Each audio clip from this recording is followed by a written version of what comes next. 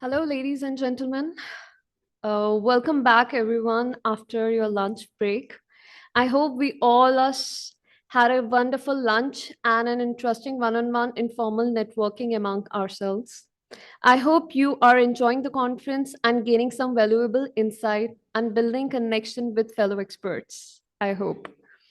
So, without any further delay, we will begin with our fourth panel discussion session on the topic of data privacy and IP rights, examining the intersection of data privacy regulations and intellectual property rights, and how companies navigate data protection while protecting their innovations. Let's have a big round of applause. To discuss this, I would like to welcome on stage the moderation of panel discussion, Veena Arora, Head of IP Council, SRF Limited, Devesh Bhardwaj, AGC at Bharti Airtel. We have Dr. Praneet Kaur, who's Associate Professor from Indian Society of International Law. And we also have Jyoti Chauhan, who's a Chief Manager of IPR Gujarat Fluorochemical Limited.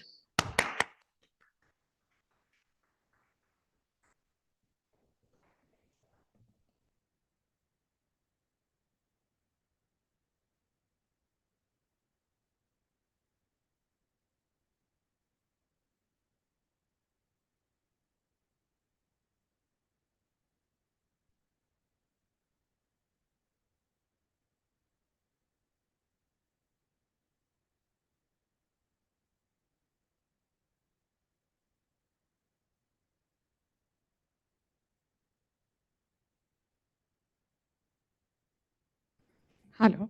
Hi. So thank you, Lextalks, for inviting us for this session, and welcome all of you. After post-lunch session, we'll keep our best, do our best to keep you, awake during the session. I know that would be difficult.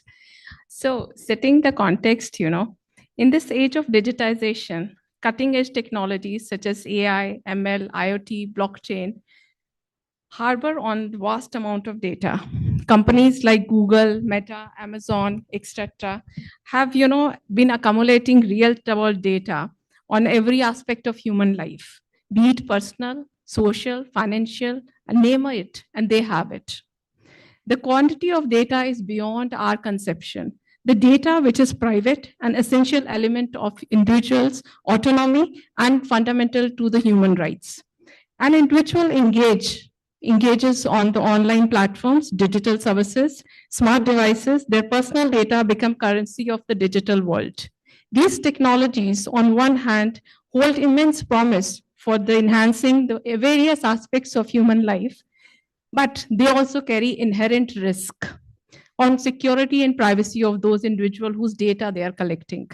Individual personal information becomes increasingly susceptible to exploitation, leading to concerns like surveillance, data breaches, and identity thefts. These data breaches mandate a law regulating the access, storage, processing, and use of these data, the private data of the individuals. These regulations can have profound impact on the business and innovation of these companies. Today, we'll be discussing the intersection between the data privacy and the intellectual property rights and how companies navigate the data protection while protecting their innovation. So before before we move on to the real discussion, I would like Devesh, I would like each of my co-panelists to introduce themselves a little more.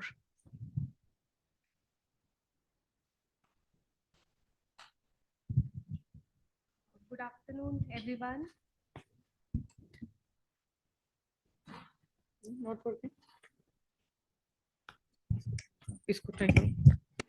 Good afternoon, everyone. Welcome back after lunch. So thank you so much, moderator, for the brief introduction of the session. So I am Dr. Parineet Kaur, and I work at the Indian Society of International Law, New Delhi. It's just opposite the Supreme Court. And specialized course in IPR, and also our society works in close association with the Ministry of External Affairs and also the IP office. and I have been teaching IP since I think last 8 years, and I have a PhD in copyright and competition laws. And I would like to thank Lextalk for organizing such a contemporary topic. And thank you so much.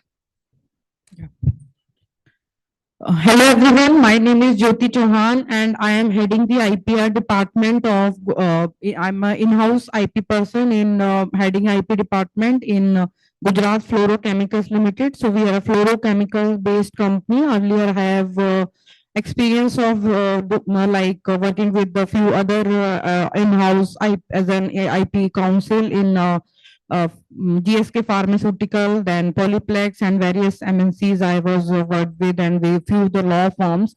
So now moving to our topic, like I have 16 years of experience and this topic was a new one. So this was very interesting and exploring the things like how it is. So the topic is, should I start the topic or should I?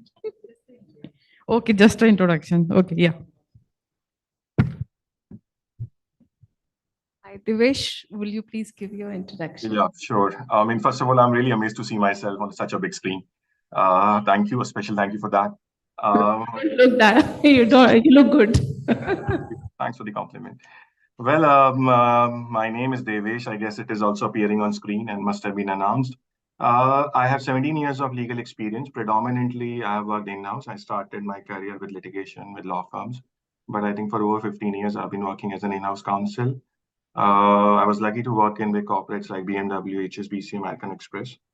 Currently, I'm working as an associate general counsel at Bharti Airtel Limited and leading the Airtel Digital Limited and Bharti Telemedia Limited, which is a DTH company. Simultaneously, I'm also been taking care of another group company, which is Beetle. So that is currently what I've been, doing in my employment, and I always look forward to participate in these in these events, and just for the learning and contribution purposes. Thank you. Thank you. Thank you, everybody. So before we move on to the real topic, the discussion about the confusion around data privacy and how the companies will ensure their IP while in this while these regulations are in place. I would like Devesh, if you can just throw a little light on what is the background of this data privacy. Thank you, Veena, and thank you for giving me the opportunity to start this conversation. I just heard the word lunch once from you and once from another fellow participants. So let me just try to keep it light, just to make sure that I get attention and also able to convey what I want to speak. Privacy, like any other law, it's a man-made concept. In jungle, everything happens in open. Someone is killing someone, someone is eating someone, and it's all happening in a full private, full public view. I think if I think back and just try to, wonder how privacy was started, I think man has first introduction with privacy when the early men started moving toward caves. It might have been because of some wild animal chasing him or her, or they are undergoing a bad weather. But first time, in my view, the privacy experience would have been in a cave, and initially they might have moved in a bigger cave with a bigger group, and later, everyone started having their families having separate caves and separate huts. So that is how the first introduction with privacy man had. But I think the articulation of this concept, man struggled to articulate till late 1890. And I will just give you an example, like in the 18th century, when Queen's personal letter to the king were published in the newspaper, it was tried as a case of copyright infringement rather than invasion of privacy. The credit of defining what is privacy, what is right to privacy, goes to two lawyers, Louis Brandeis and Samuel Warren. In 1890, they first published a paper in Harvard Law Review in 1890. It was titled as Right to Privacy. It is still available on Google. Anyone can go and read it. That was the first contribution and first articulation of the right to privacy. It really played a crucial role. Even when Supreme Court was pronouncing Putta Swami judgment in para 34, they discussed about the contribution made by this article in the privacy domain. And just to share, why this was written, because Samuel Warren had a very personal reason to write this article.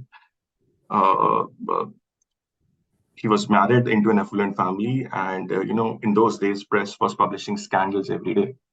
And he also had a gay brother, and he thought, if something wrong is published in any newspaper about his brother, then it can really tarnish or negatively impact his reputation.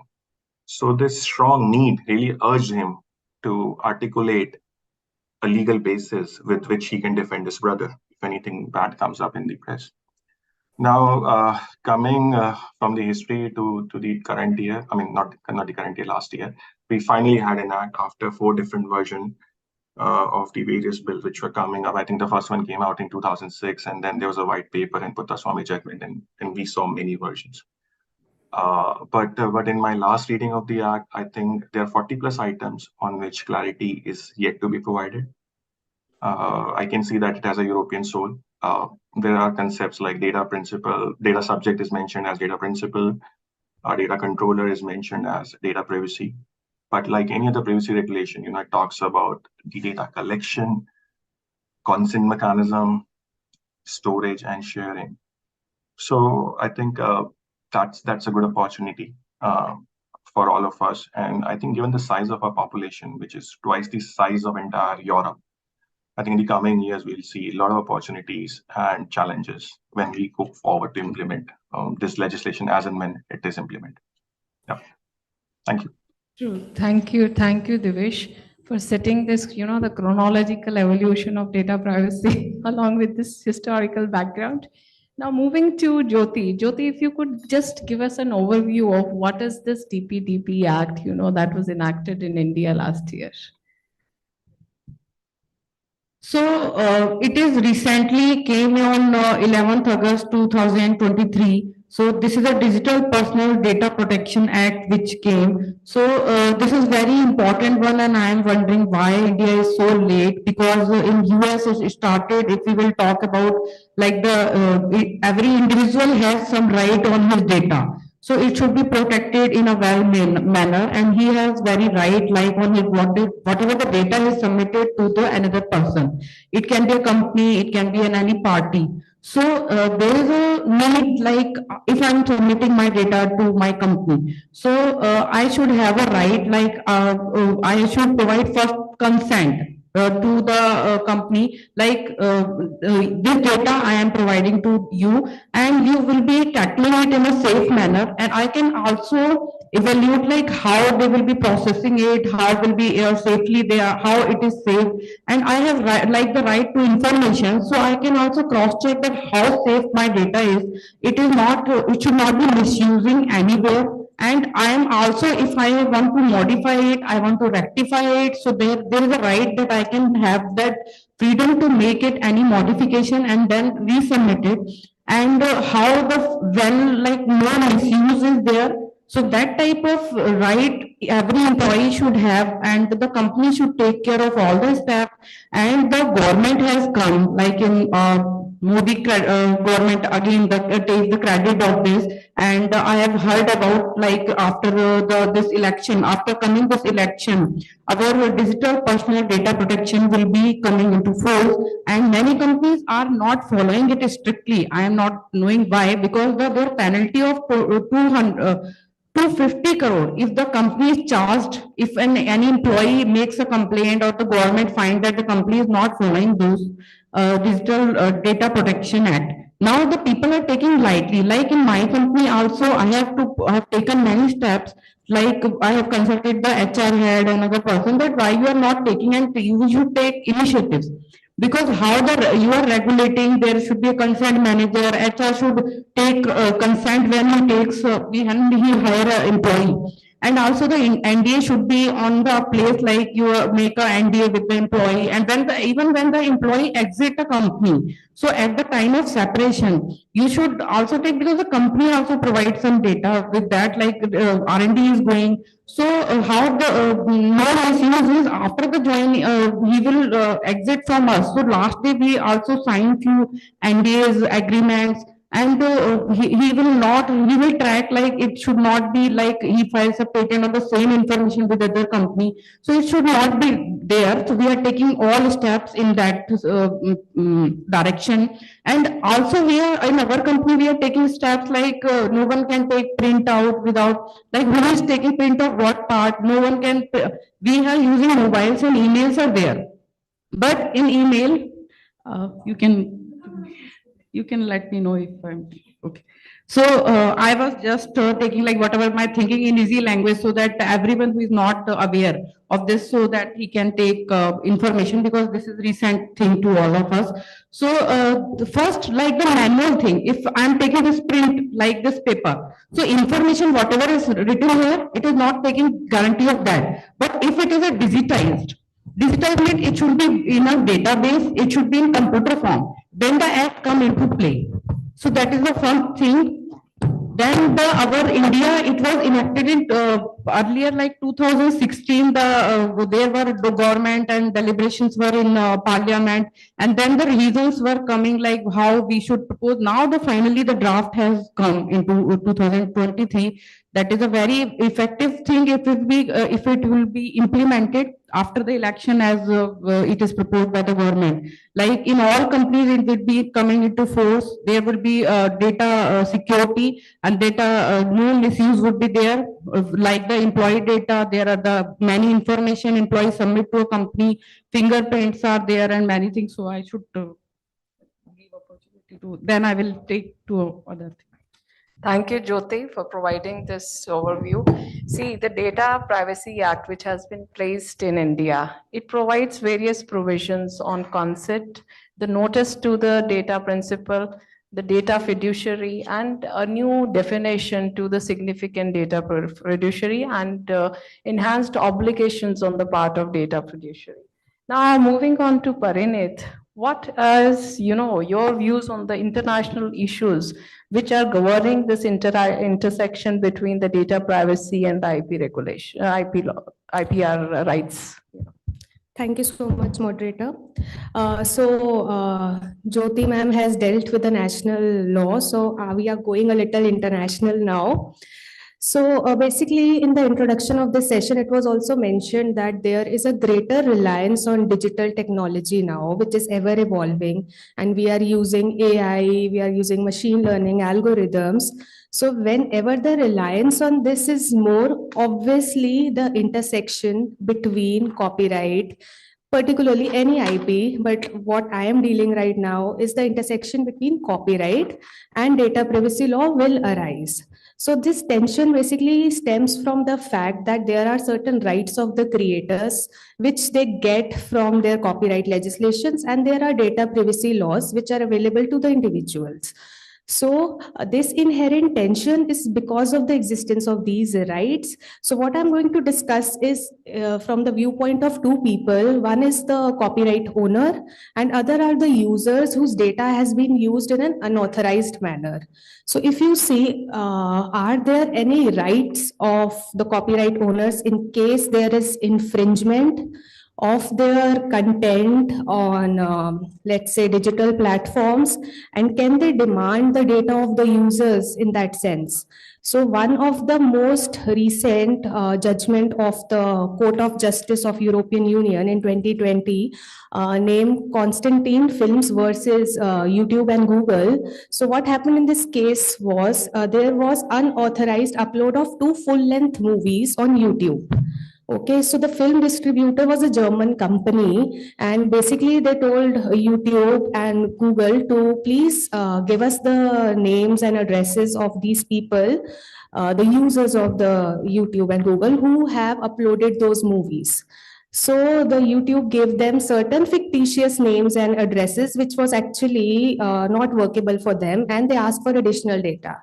So that was refused by YouTube. Then this case went to the European Court of Justice, and who further said that we will not disclose the data. And it finally reached to the German Supreme Court, the German Federal Supreme Court, who directed the case again back to the European Court, and they asked that whether Article 8 of the enforcement directive of the European Union is there with regards to intellectual property, under which national jurisdictions can actually allow disclosure of information of the users of these digital platforms in case there is a probable infringement of IP.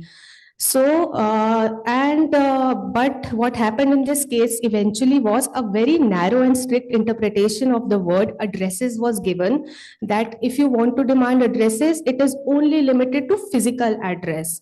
And in this digital economy and everything, the IP address and the email address was not included. So it was kind of a outdated judgment, because the court actually and the people actually believe that actually a very general interpretation should be given to the word address and not only limited to the physical capacity of address. And so if you see from this judgment, we can see that the right of the users for their data to be secure was given more prominence than a right of a copyright holder. So other case can be where the user's data is used in an unauthorized manner. So if you see recent cases, all of you are aware about ChatGPT and the company, the owner of the company is OpenAI, and it is subjected to many lawsuits now. So one of the major lawsuits was by an Italian regulator of the data. He said that there was an emergency resolution that no data of the Italian citizen will be collected by ChatGPT and by OpenAI. So they agreed for some time, yeah, okay, we will not collect any data and everything. And they basically said that they had certain problems with the way ChatGPT collects data, the regulator said, and that is with respect to the GDPR, the General Data Protection Act, so regulation. And they said that the data is obviously not accurate and it has no legal basis, and also there is no regulation for people under the age of 13. If they want to use, they can use ChatGPT. So there is no tick box, nothing whenever you're using ChatGPT. So, and also there is no consent from the users for the use of their data, because these AI models, this generative AI, it's based on large language model, which basically a large amount of data is used to train these softwares. So there was no consent, and this was in European Union, and other case was in California. It was a class action because California has the most active data privacy laws. So they also filed a class suit action that obviously they agreed that the use of these softwares, use of artificial intelligence, machine learning, they will help, they will make our lives better, but they should not go beyond that purpose. And recently, Elon Musk has also filed a lawsuit. He was one of the co-founder of ChatGPT, and he has filed a case against the present CEO. So, because he said that the motive with which we created this company was not for profit, and now it has shifted the policies to a profitable business. So he doesn't agree. I don't know what is the politics. There are other various narratives why he has filed the lawsuit, but the basic narrative he is suggesting that the profit, it was for not for profit, and they have shifted its motive of being profitable. So they are suing the company. So what we can do in this situation is, whenever there is intersection between the two laws, for being a copyright owner, I can be more aware of my rights. I can register my work. I can track down my portfolios. I should have a proper enforcement strategy beforehand. And also from a viewpoint of a user of a data or a company which is using, we should have better encryption policies. And we should actually be doing our due diligence and regularly updating our security protocols also. So that's from my side, ma'am. Thank you. Okay, and there were other terms like GDPR, and Facebook was a famous case in 2018 where the Europe has sent very notices to Facebook, and Facebook has done many revisions into that. Like, we are submitting our data to Facebook, but how much authenticated? Like anyone can make misuse. And yesterday I can also recall that it was not working for some time, if anyone can recall. So yeah, there are issues like our GDPR is also working actively. Like if we are trusting on Facebook, so it should it should be safely mannered and safely handled. So that it is taking the action, and there was an Apple and Samsung patent cases, infringement suits also, where the data was leakage was a thing, like data was not handled carefully. So these are the cases like our world is taking care of. Like it's our right that it should be handled carefully. Thank you, Jyoti. Thank you, Parinit. Now, while this, the open AI is either open AI or open space AI, this thing settles. I would like Devesh to please tell us what do you think would be the practical approach that the companies can employ to strike a balance, ensuring the compliance with these provisions? Thank you, Veena. Just to the corporates are in a different scenario right now. Data privacy is coming up, and everyone is thinking how they would have to balance the processing of the data which is there in the organization, has been resting there for over a decade, and balance compliance requirement that shall be put up by the new legislation, and the awareness of the public, which is also developing on this subject. So I think it's all start with, by building a culture. You should have your employees should be trained and should understand the privacy related requirement. There has to be, once you have the employee training is done, you should have cross-functional teams. As and when any product is developing, you have people from compliance, legal, product, technology, so that there's a collectiveness of thoughts. As and when a product is being started, or you nudge forward, or thoughts are, when people started scratching their heads, they had just to come up with any product. You have to have the trained people, you have to have the subject matter expertise, so that the efforts can be channelized in the right direction. The second pillar, which I think is that is the customer. Every corporate would be required to foster trust environment, by having a transparent consent mechanism. So as and when we are taking consent from a customer for data processing purposes, it should be very much transparent, and customers should get idea of where and all this data is going to be used, and that is going to foster and increase the camaraderie between the customers and their corporates. Once you have the entire set processes, there's an education, your customer is also trained, and you need to have regular audits and inspection, so that you can identify the gaps, the risk which you can see. There would always be surprises, but I'm sure that if you have a regular audit and inspection, then you can at least, you will be able to 70 to 80%, you'll be able to cut it down on the surprise risk and exposure that may come up. Lastly, what I think is that every privacy professional should collaborate and participate in the industry events, or in gathering with the ministries or the regulators, so that we get to exchange thoughts, we are able to express ourselves, we get to feel like what is going to come up in the coming years. So I think this approach of socializing within the right groups, with the government, with the expert people, shall be very much helpful. Also, when I think that, especially since the generative AI has come into our life, I think it was November 2022 when ChatGPT was launched for public. Since then, everything has been changing, and there has been a lot of data processing happening. And also recently we experienced controversy from Google Gemini. So I think right now everyone is rushing towards, to participate, and everyone is having FOMO regarding generative AI. So I think the companies who are working on these things, they should not only focus on the accuracy, but they should also have some empathy towards, privacy and fairness. And I think if any corporate is going to have a good approach, like, proactive collaboration, going to leverage technology, and going to foster the trust of their consumers, they are going to balance and navigate any challenges that may come up in future. Yeah, that's my view. So I will be adding in brief. Like in my company, I have told like first the employee joins, so we make an NDA at the time of joining. Then at the time of exit, there is a separate NDA which we come into place in my company. So that is a company part. So I just wrote ending.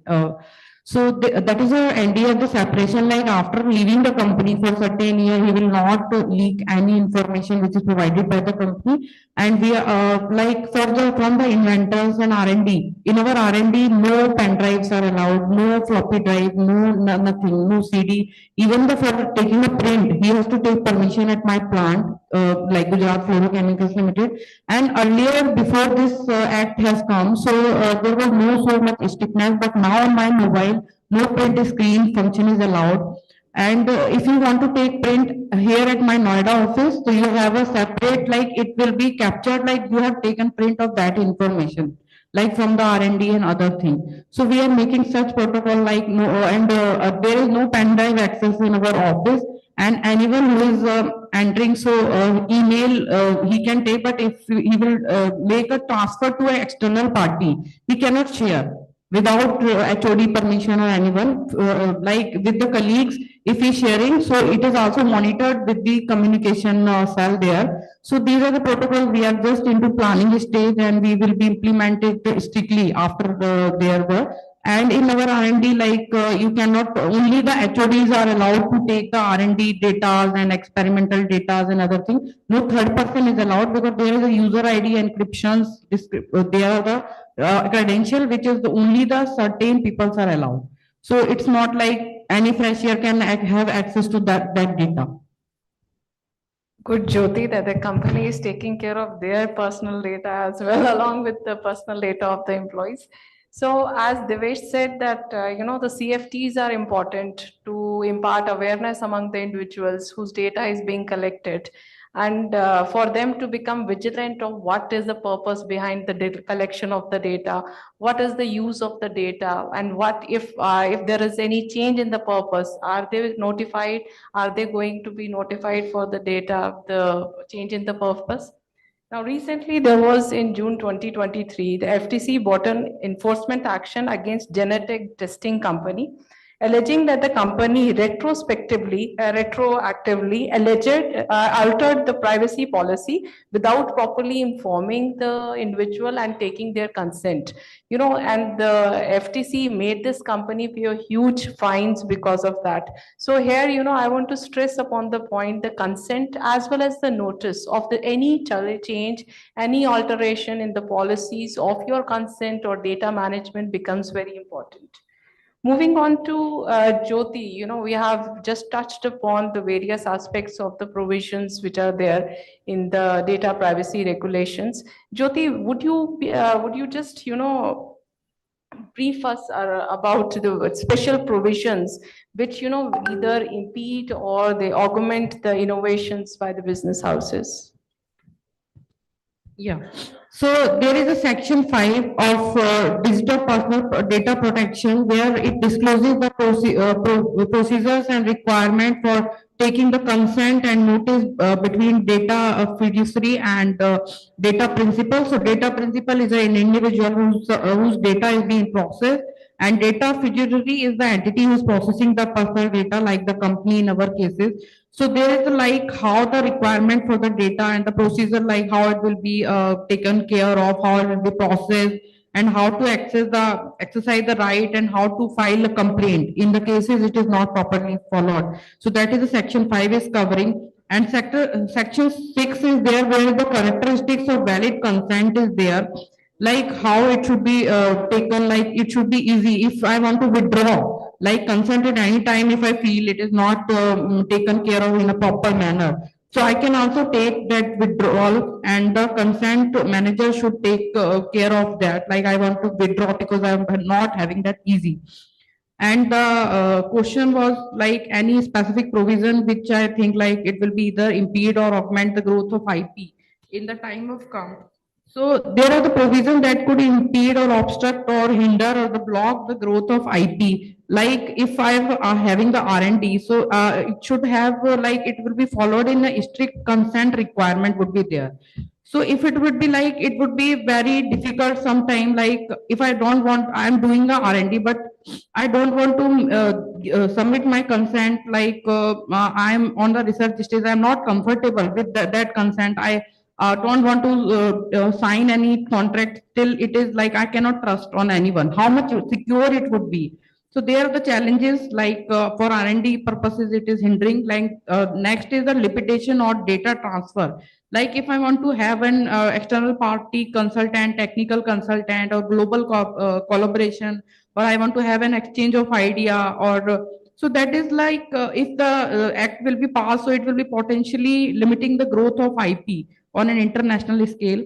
And third is the data minimizing requirement, like how much data should be available for the analysis, how much extent I should be having. So that is the requirement which hindering.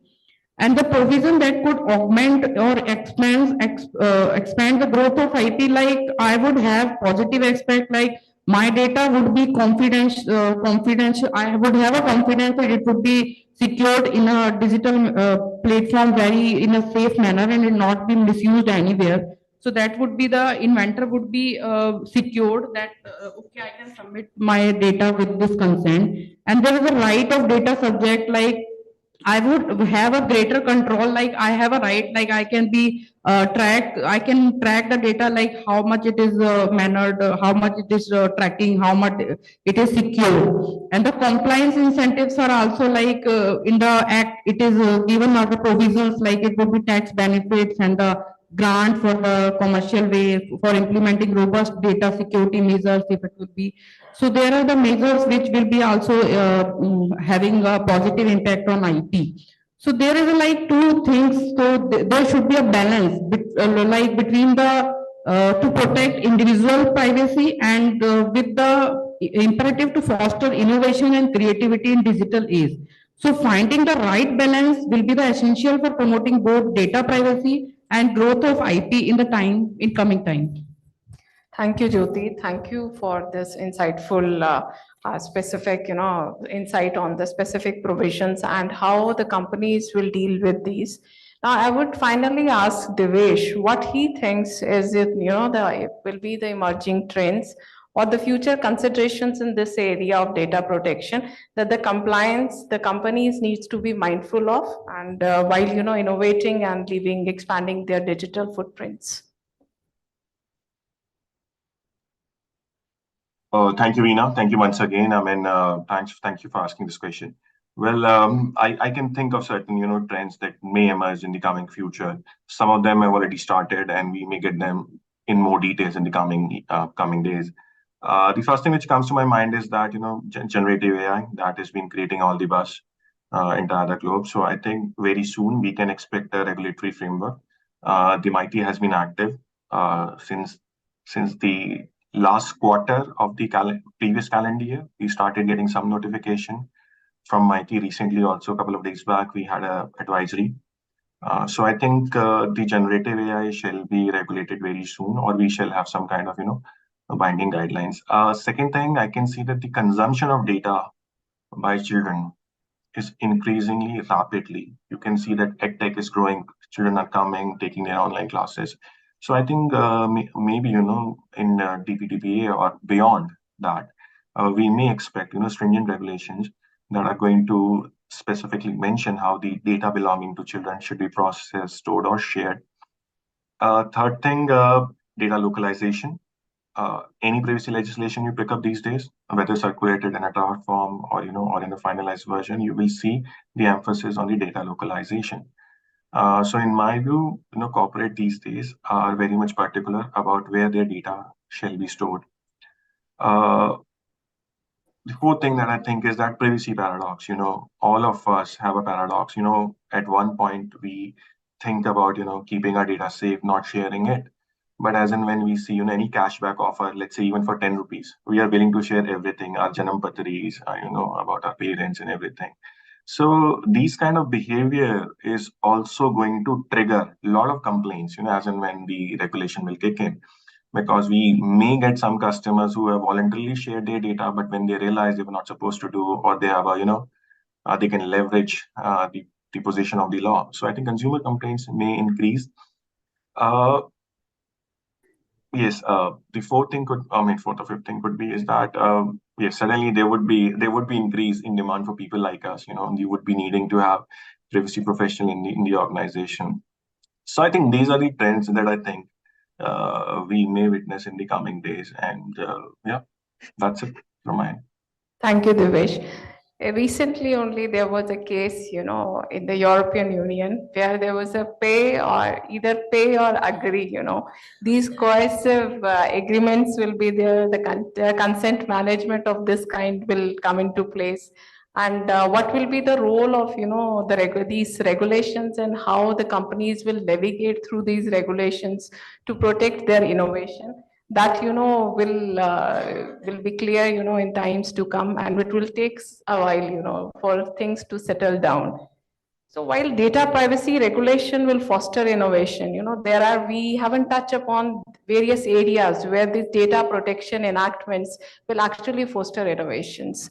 This will give a platform for the companies to provide solutions which will be, the data privacy, which will be more compliant to the data privacy regulations, like encryptions and anonymization of the data, encryption of the data, and, the consent management of the data. So these solutions will be the innovative solutions which will augment the innovation in this direction.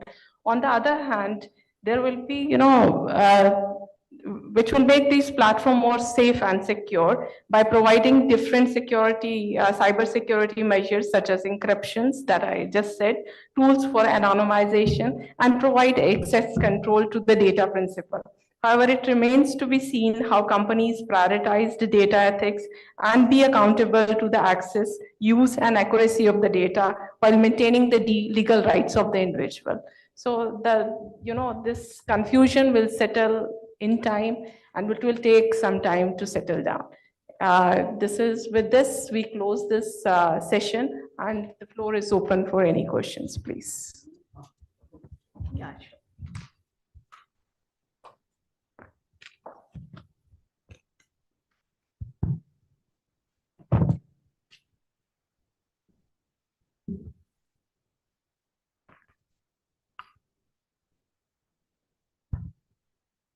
Warm wishes to all. We do live in a world where data privacy is just a myth, and we can definitely say that European Union is enforcing such things on these companies only because of one thing, that because citizens are well aware of their rights, citizens are well aware of that what the infringement of privacy is. But in a country like India, the Data Protection Act has been enacted upon. But right now, in the ground reality, is what about the awareness which we are having about all these things? Because company will always try to infringe upon the rights. It is completely up to the government. The onus lies only on the government and not on the citizens to just enforce such laws and to make it more enforceable. See, I can just add on to your concern. See, I was reading a paper that day in which it was clearly indicated that though Europe, they were the first one to enforce these data privacy regulations. But believe me, they have, because of these data privacy regulations, they have lagged behind providing many AI solutions behind US and many other countries. So see, everything comes at a cost.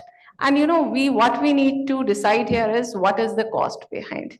If the data, in the morning itself, there was a gentleman, we were having this discussion. He said, see, data privacy, what is it? If you are, if I'm just monitoring, I'm standing outside your house and just monitoring your movement, I'm monitoring what you're ordering from outside, which place you're ordering from. Do you think it will come under your data privacy? So I was I was confused. Does it come under the data privacy? Do we have certain regulations? Then why are we enforcing these regulations on the marketing platforms then? So that is, these are my views. I think Jyoti may differ here. Okay, Jyoti, if you would like to add on. Yes, so I was saying like there was a case in my IT company. So there was our company data. So we have requested like a digital signature or other thing to another party. So they have sent us an email and they have asked, they have click like consent letter. If I will click that yes.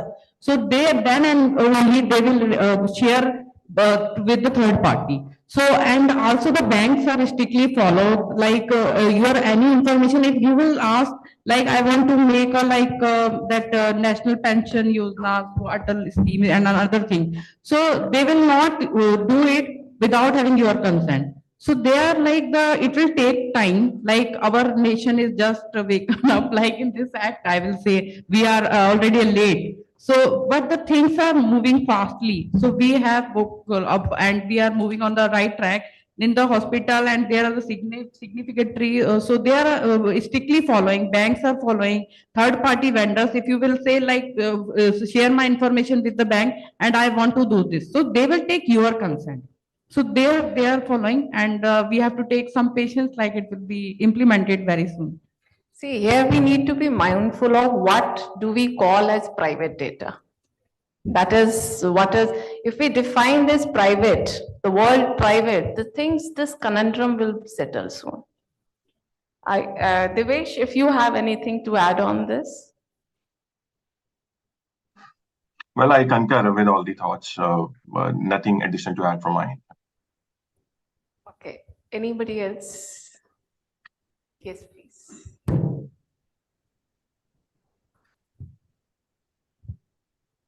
Good afternoon, ma'am. Thank you so much for such an insightful session and for sharing your experiences and your thoughts on this topic, which is very, very relevant. What I wanted to ask you was that in today's day and age, when we say data is the new oil, and all the companies and every corporate has to mine that new oil and data to in order to grow their business, and they protect their data very, very well, though, in all of their airtight contracts and the sensitive information and business plans and all of those things. So when it comes to the data of the customers or the clients, and there has to be a balance that has to be struck with the rights of those clients and their digital privacy rights, their right to not get their private information out there for any other purpose other than what they have consented for. So where does the balance lie, and how difficult is it going to be for the corporates and the companies to ensure that balance? That's my I question. would just say, we'll have to wait and watch for this legislation to be enacted and some, case laws to develop. And then, we can dwell upon that precedences which develop during this time. So I would just say that at present, nothing can be said for sure. You cannot say anything for sure. Thanks. Thank you, Yeah, ma'am. and another thing, like it is a digital, so you should know like anything. I think it is like private, and I am sharing with the customer verbally. There is no proof, so you have to make it digitized. So first part of this is like digital personal data protection. So you have to make it in a database software that way as well. Yeah, and if I may add something, well, am I Veena? Yeah. Sure, please, Yes, please, yes, Devesh. please. I'm not, present there. So, see, recently there is a report out on last Friday, by Bloom Ventures. It's an Indus Valley report, and it talks about, how diverse our country is. So when we say, having a cell phone is also luxury to many people in this country, and this country, we may say that we are 150 crore people, but the actual market size where people are ordering from Zomato, Swiggy, enjoying all the benefits of IoT things, that's a market of only 30 million. So I think we are a very diverse socially and economic basis also. We are a very diverse country. There can't be a straitjacket formula. I'm sure there would be exceptions to the legislation, how when we have the welfare schemes like DBT, how the benefit of the technology can be given to the poorest of the poor. How can they be included in this 30 million list? So I think we can't have given a complex and diverse country like us, we can't have a straitjacket formula for all of us. So I'm sure that, as and when we'll progress in our journey of digitization, privacy, we will see. I think it shall be a very inclusive journey and very flexible journey. This is what I think. Yeah. Thank you. Thank you, everybody. So that is not a final one. There may be we will be advising into policymakers, so we will be revising it according to the needs. And there are exceptions within this act, which I was going through. Like if there is a medical extreme emergency, like this person is not conscious, and we have to give his data, so the concerned manager will allow and provide that information. And there are a few exceptions to that. If there are no more questions, we end this session, and thank you all for being patient listeners here. Thank you.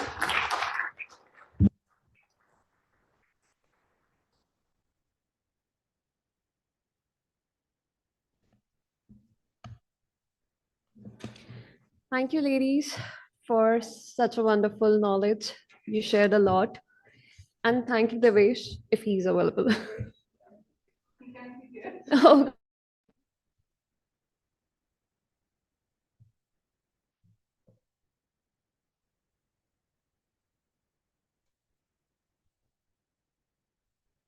thank you. Thank you so much.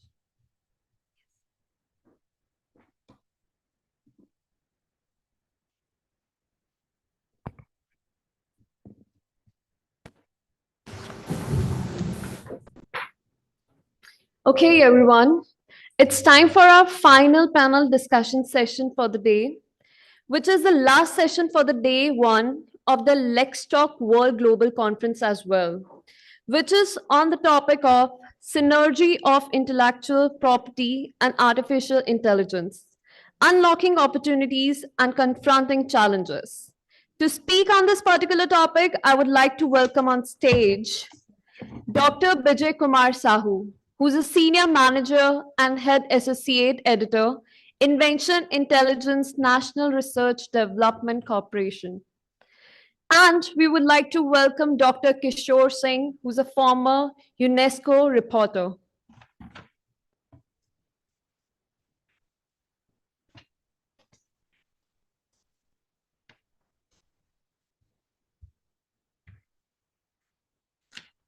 Do we have?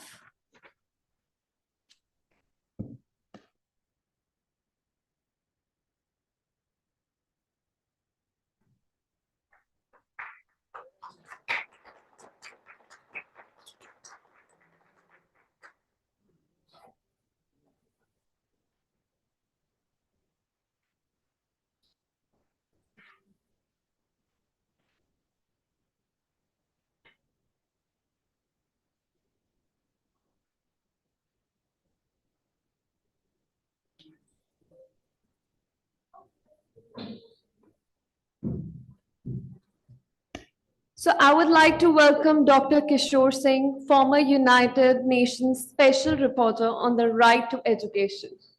Please, sir. I'll